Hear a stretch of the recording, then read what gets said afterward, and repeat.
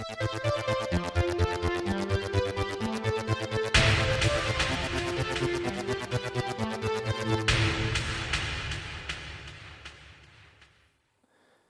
there guys, it's Martyn here, and something a little different today.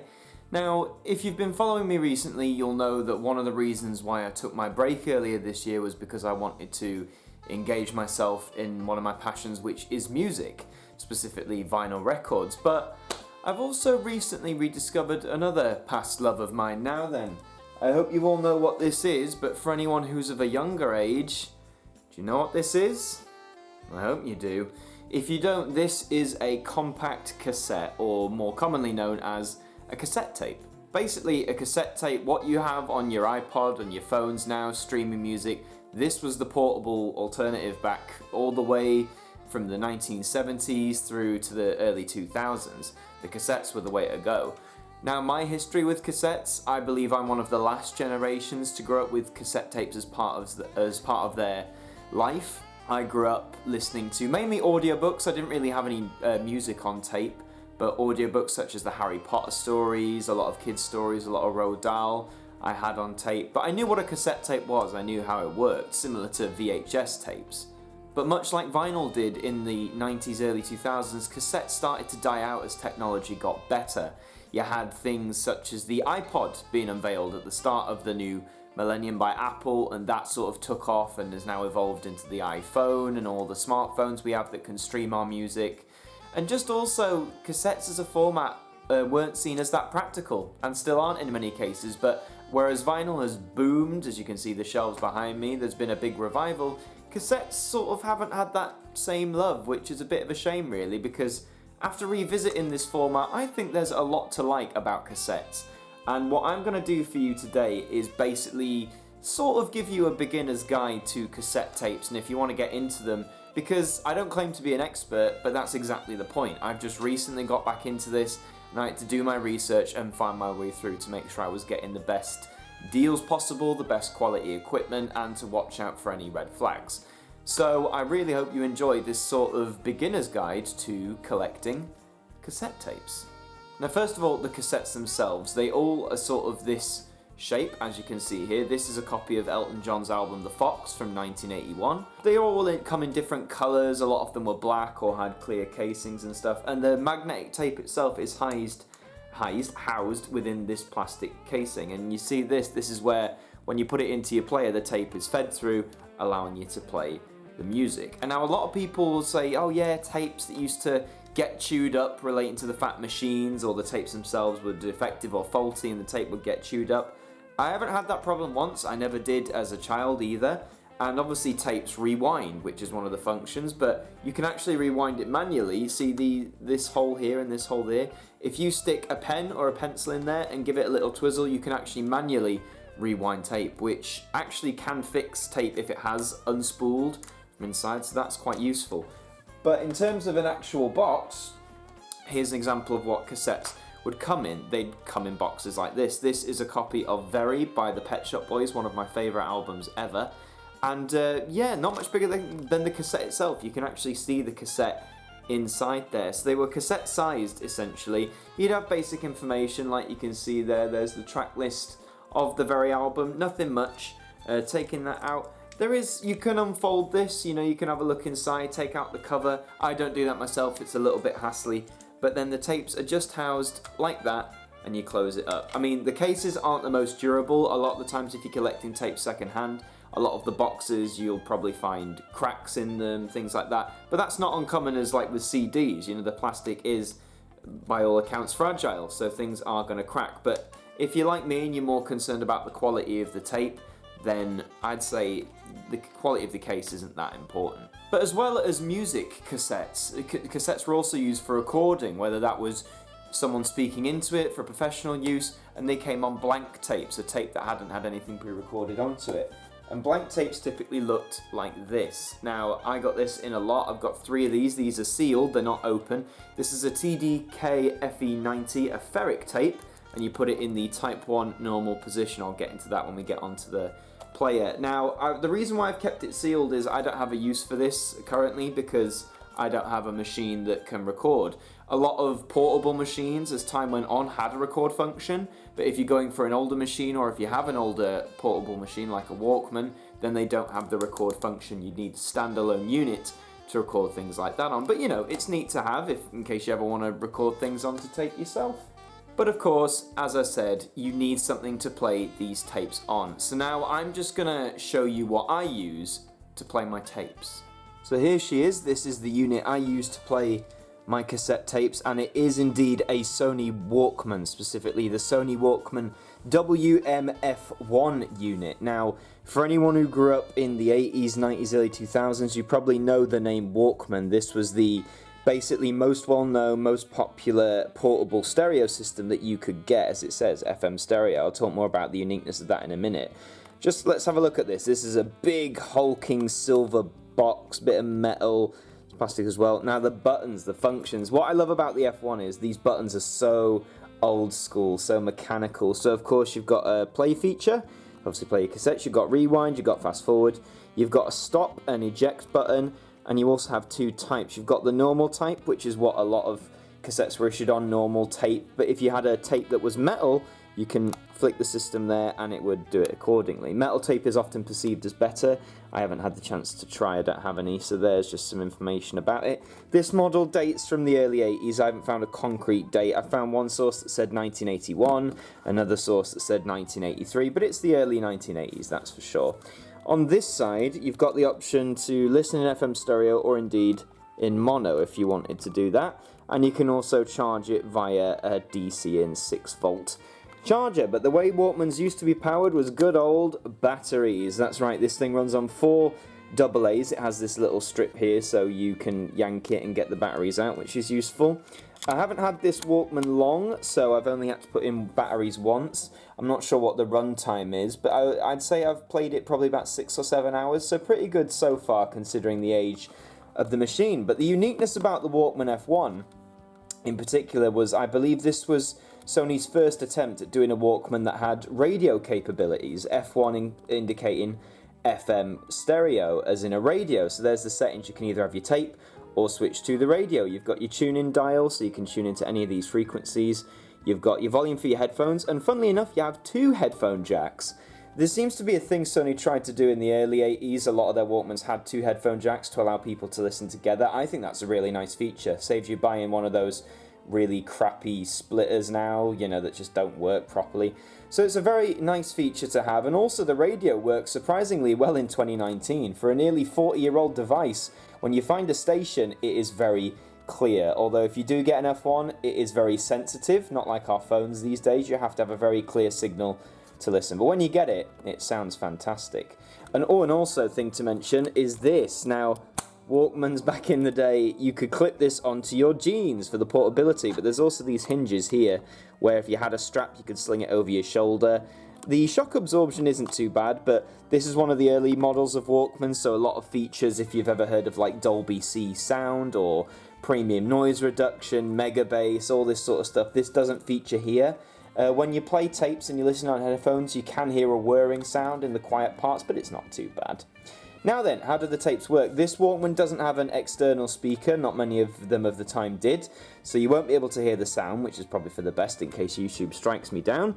But you open it up here, like that, and there's your innards, that's where you put your tape. And now if you're really young and you've never done this before, you're about to get a lesson in how to put in a tape. So, again, we'll use Elton John as the example. Here is Elton John's The Fox album from 1981. So what you do is, see those 2 holes? So you line them up and you put them in there like that. It'll often click. So now your tape is in and ready to be played. So you shut the lid, and then, assuming you've got headphones in, you will hit play. And you might be able to hear that on camera. That is the whirring of the machine. That is parts moving. Now, see those? They're spinning, so the tape is actually playing. As I said, this has no external speakers, so you won't hear sound, but with headphones in, you would start to get sound here. Now, of course, with vinyl records, unless you saw the grooves, I'll just talk about this first. Here's stop, so you press it once, stops the tape. And now, if you press it again, tape comes up and it ejects just like that. It's quite a cool little feature. Now, what I was saying about vinyl records is if you wanted to get to a certain song, you'd have to look at the grooves in the vinyl, see where to jump to track 2, track 3, whatever. You can't obviously see the grooves in a tape, and there is no instant skip function like on a CD. What you do is like a VHS tape, so if you want to get to a certain song, you hit fast forward.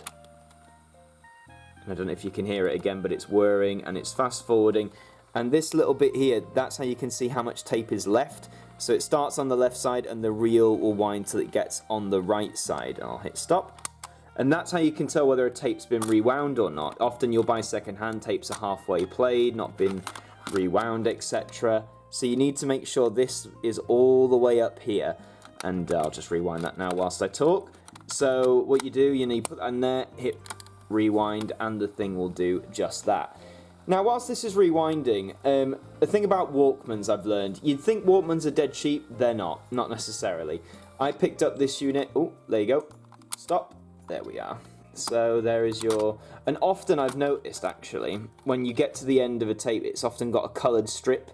So it'll be white, red, just to indicate you've actually rewound it all the way, which I think is a nice feature. Now, what was I saying about Walkmans? So, these earlier models, it's a bit tricky. I'd say for something like this, you're looking anywhere from about £30 to £70. I paid lower in that lower range, thankfully. But of course, these are getting on. These are nearly 4 decades old, 40 years. And because a lot of these are mechanical parts, a lot of people, if you go on eBay, will sell old Walkmans like this, but for parts or not working. I saw a model similar for this. It was the WM1, which basically was the same as this, but it didn't have the radio functionality. But the guy said the fast forward and rewind did not work, so that was not worth it for me. So if you want an older Walkmans from the 80s, particularly the early 80s, it's going to cost you a fair penny, and make sure you get one that works. I was very lucky that the person I bought this from said they recently replaced the drive belt in the cassette, which you need to do every, from time to time. So it's all fresh and ready to go for an original unit. 90s Walkmans are a bit cheaper, but again, you've got to look out and make sure the thing works, because what you don't want to do is pay 30, 40 quid and then find out that the thing doesn't work. But for what this is, Walkmans are still very reliable if they work, and the sound quality is much better than I guarantee you remember. A lot of people say tape quality wasn't that good. I find the tape quality very good considering the time. So that is how you play your cassettes through something like this. Or you can have a deck, like you have a vinyl deck to play your records. You can have a built-in system with speakers that can play cassettes and CDs, or a boombox or something like that. But a Sony Walkman is definitely a viable option. So now, of course, you're probably wondering, okay, I've got the gear, but now where can I still buy cassettes from? Well, the answer is a variety of places. For example, the album I keep talking about, The Fox by Elton John, I picked this up in a British Heart Foundation. Now, where I live, there's only one charity shop, this British Heart Foundation, that actually carries cassettes. They're really reasonable in pricing. This album was £1, all their single cassette albums were £1, double cassette albums were £2. Otherwise, you're looking at specialist music shops, which is where I picked up these 2 albums, actually. Pet Shop Boys, actually, and Michael Jackson's Bad. I picked this up from a, vintage music shop, but these were £3 a piece. So if you're going to go to shops like that, be prepared that these are people who know what they have and might charge a little bit more. But again, for what they are, these tapes both work fantastically. What, of course, like with anything you do online, you've got to be careful of is eBay. A good example, here it is again, Pet Shop Boys Very. I bought this for £3 off eBay. The box is pretty much perfect. The tape plays like a dream. There's no issues whatsoever. Fantastic. Now we move on to this, which is Tapestry by Carole King.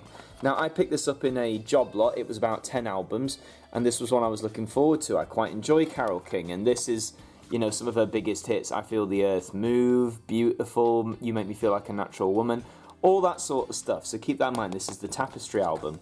But when you open it up and you look inside, it's actually Wraparound Joy. So it's a completely different album.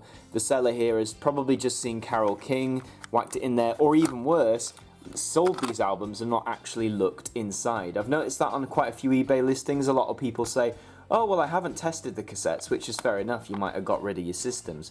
But to not even look inside to see what's in there, I think that's a little bit worrying. So if you're doing that on eBay and it's like a big job lot, try as best you can to get the seller to check or get their assurance that all the tapes inside are what they say on the box. But don't get me wrong, I like Carole King. I'm sure Wraparound Joy is a great album, but when you're expecting Tapestry and all these songs and you don't get them, it can be a little bit disappointing.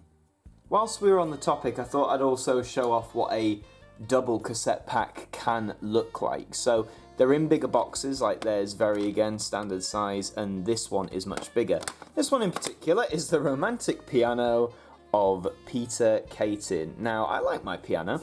This is like a long box format, if you like, 2 cassette pack. There's your 2 cassettes. This one opens, and in this instance you have 2 individual cassette cases, which can actually be quite nice just to house them. There are other examples of how to house your cassettes in a double pack format, and after one quick jump cut I'll show you how. Another example of how double cassettes came in was like this. It's now, that's what I call music 4. I know, getting these on cassette, eh? So it just come like this, sort of 2 tapes stuck together. This one has been resellotape, but cassette 1 and cassette 2, and your track list is on the back. So that's how that would work as an example. We also have another like this. This is New Pure Moods. I know, what does this say? Double cassette of contemporary themes. Lovely artwork. It's actually got a lot of good songs on here, I won't lie to you. But anyway, this is sort of a weird one, whereas this is completely like, you know, encased. These sort of jut out a little bit, so you can easily just pull, and there's the first tape, and there's the second tape. So again, another variation. And a final variation I have for you at least to show. Remember the Romantic Piano one was quite tall? Well, this one is quite rectangular. This is the Top of the Pops party album, celebrating 25 years at the time of Top of the Pops. This came out in 1989. Quite a nice looking album, to be honest. It's got quite an eclectic mix, and then you have to turn it like that for the track list. It's got things from the 60s, the 70s, and all the way up to the modern stuff of the day, like She Wants to Dance With Me, and Especially For You. So how's this one work? Well, the artwork's like this, but it actually opens like this, like the other one. And in this case, the 2 tapes are sort of stacked one on top of each other. Not the most practical, but, you know, it's a different way of how your tapes can arrive. And that, in a nutshell, is just a few examples of how to get into cassettes, knowing what to buy, where to buy it from, what to look for, all that sort of stuff. Just a few closing statements. If you're going to go out to like car boots, charity shops, stuff like that, and you already have something like a Walkman like I do, I'd highly suggest taking it with you when cassette hunting, because you are perfectly within your right to take a cassette you're looking at, whack it in your Walkman, and make sure it works. You don't want to buy a cassette and then come home and realise that it doesn't work. If you don't have a Walkman, you might have to take that gamble anyway, but it's just something to note. I really hope you enjoyed this sort of little brief overview into cassettes as a medium, cassettes and how to collect them, the different types they come in, the different models of systems you can pick up to listen to. It's just a really interesting medium, especially now as cassettes are sort of coming back, but not in like the big way vinyl has.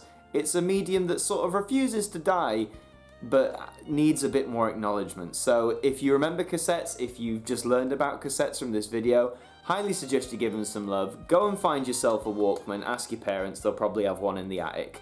Grab yourself a few cassettes for cheap, and you can walk around with this on your belt listening to some great music. Well, that's all for this video. Thank you very much for watching, and I'll see you guys next time.